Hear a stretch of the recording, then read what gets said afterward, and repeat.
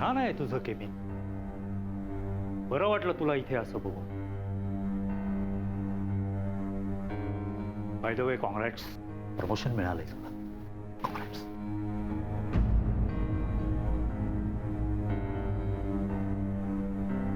Please.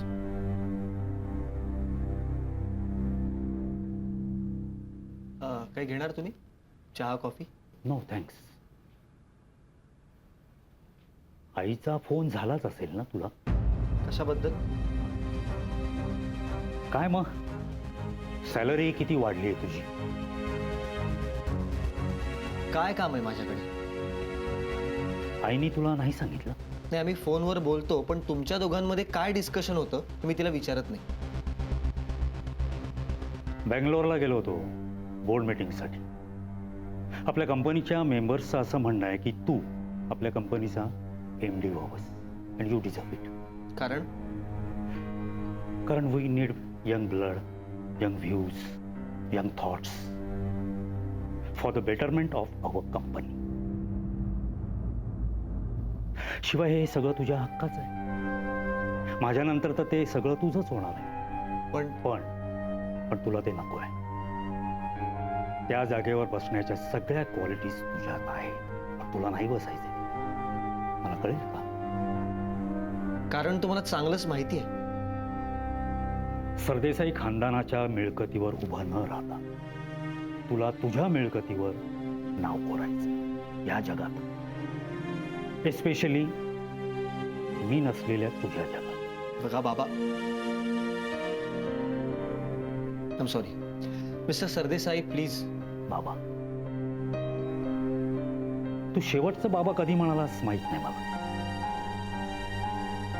हां, तुझा वाढदिवस होता आणि त्या वाढदिवसाला मी तुला सायकल गिफ्ट म्हणून घेऊन आलो होतो. तेव्हा तू पटकन आईकडे गेलास आणि म्हणालास, आई, बाबांनी माझ्यासाठी सायकल आणली. तेव्हा बाबा म्हणाला होता. मिस्टर सरदेसाई, प्लीज आपण मागचं नको बोलूयात.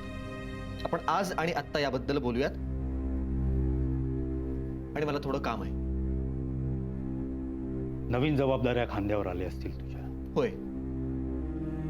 आम्ही जुन्याच गोळा करतोय असो. वडील या नात्यानं मला तुला एकच सांगावंसं वाटतंय की तू आपल्या कंपनीचा MD व्हावंस. You deserve it. Sorry, I am happy here. And thanks for coming.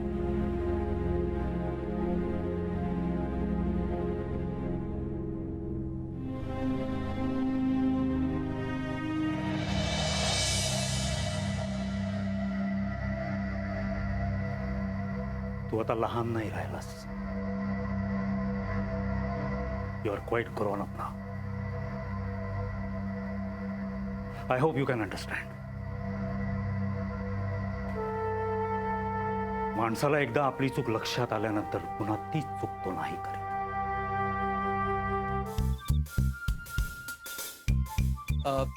नाही, ते काय झालं माहितीये का, तिचा फोटो आणि खरी ती यातल्या फरकामुळे आपण गोंधळलो.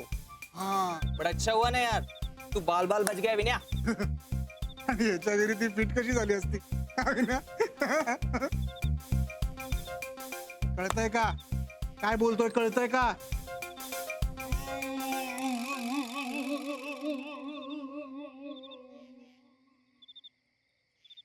विन्या, तू असं शून्यात बघू नको रे. त्या दुसऱ्या मुलीला पाहिलं आणि वाटलं हीच ती जिच्या शोधात आपण इतके दिवस होतो.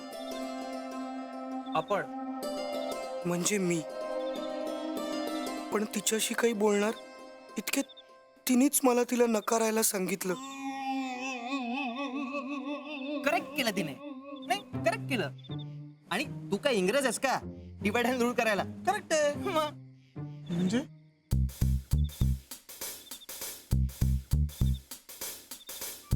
म्हणजे बघ, आधी त्या दोघांना वेगळं कर, राईट? आणि मग तिच्या बरोबर लग्न करून हा तिच्यावरती हुकूमत गाजवणार. झाला ना इंग्रज? करेक्ट आहे यार. विनया, तू इंग्रज नाहीयेस, कळलं का तुला? आणि विचार कर, तू त्या प्रेम करणाऱ्या जीवांना एकत्र केलंयस. ते दोघं किती शुभेच्छा देत असतील तुला, कळतंय का? हा,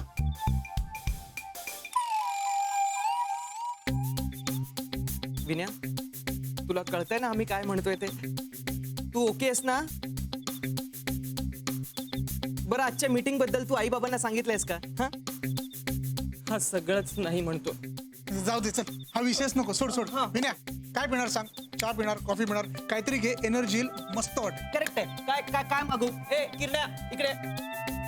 आज मला दारू प्यायची. सरप्राईज ट्रीट सॉलिड दिलीत बरं का तुम्ही. येस.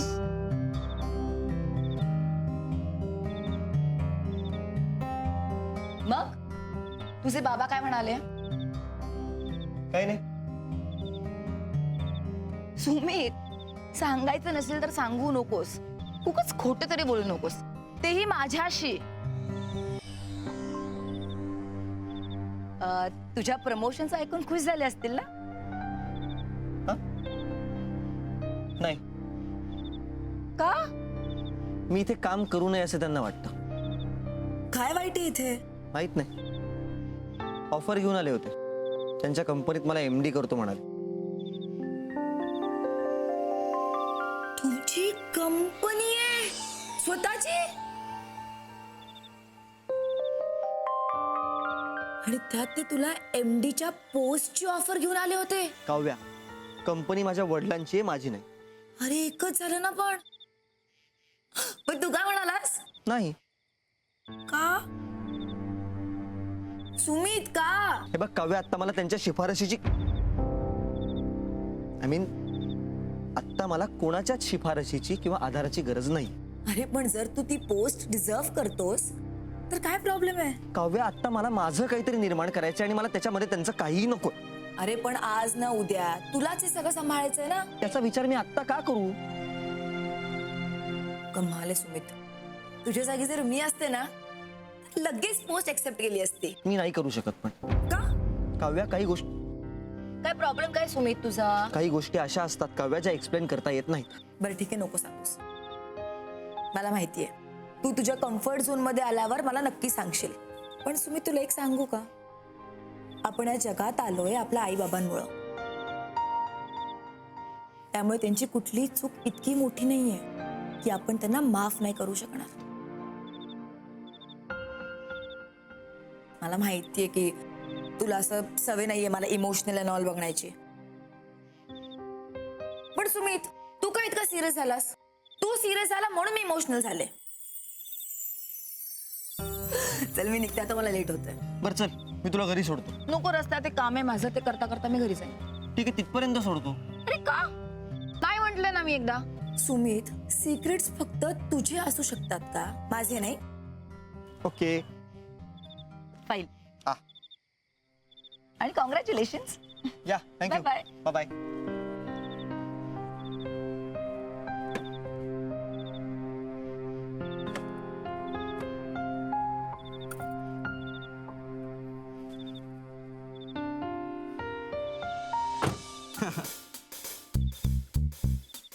विनय, कसं असतं ना, दारू जी असते ती कधी टेन्शन मध्ये प्यायची नसते. नाही, ती एन्जॉय करण्यासाठी प्यायची असते. कारण टेन्शन मध्ये जेव्हा आपण दारू पितो ना तेव्हा आपण तमाशा करतो आणि मग दारू बदनाम होते रे फुकटची. तुला दारूच्या बदनामीची पडली आहे, आपल्या मित्राच्या भावनांची काहीच नाहीये. आणि आपण दारू पिऊन कधी तमाशा केला रे? बोल ना, कधी केला? कधी केला? कधीच नाही. मग हो रे, आपण खूप दिवसात बसलोच नाहीये. विनया, चल आज बसूया. ए, सुमितला फोन करून डायरेक्ट घरी बोलव. डन. हॅपी. अरे तो जाएंगे. चल उठ. चावी कुठे गेली?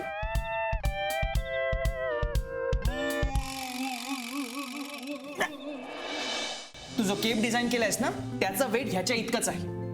हे गळ्यात घालून तू चालू शकणार आहेस का? एक तो तुम लेट आते हो, ऊपर से मेरे डिजाइन्स रिजेक्ट करके मुझे ह्यूमिलेट करते हो. मला माझ्या बॉसशी याबद्दल बोलावंच लागेल. फक्त मला नॉर्मली विचारायचं हे बघ होतं की काव्या, तू माझ्या पर्सनल गोष्टींमध्ये इंटरफेअर करू नकोस काव्या. इथे आपण कलिग्स आहोत, लक्षात ठेव. So draft that damn mail and send it to me.